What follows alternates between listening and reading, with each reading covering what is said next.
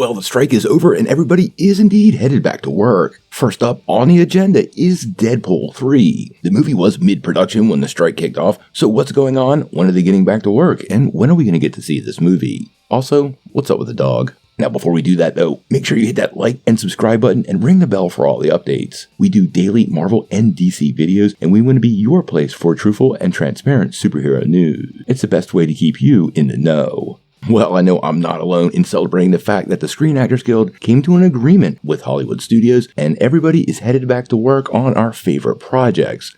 Now, on the top of a lot of people's list is Deadpool 3. The movie is reuniting Ryan Reynolds and Hugh Jackman, and we'll see Hugh Jackman make his first appearance as Wolverine in the MCU. The movie has hit written all over it, and apparently the synergy between the two actors has been amazing, so everybody on the project was pretty sad when they had to take a break. Now, since we got the news yesterday that the actors are going back to work, we've started getting updates from Ryan Reynolds once again on the project, and even a few other updates on when production is going to kick off. So let's talk about the production for a minute, and then we'll talk about what Ryan Reynolds had to say, along with a first look at Dogpool in the upcoming feature.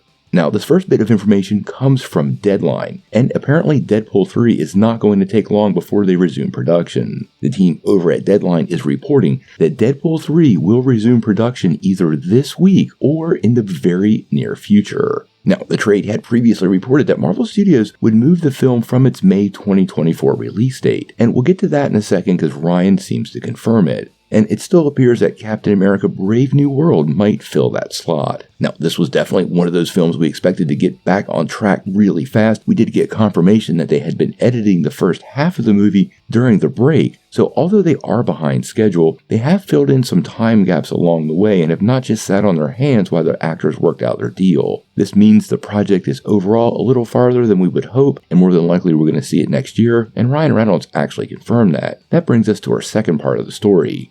Now that the strike is over, it didn't take long for Ryan Reynolds himself to take to social media to start to promote the project and give us a bit of an update. Now, first and foremost, he gave us our first look at Dogpool. So let's check that out.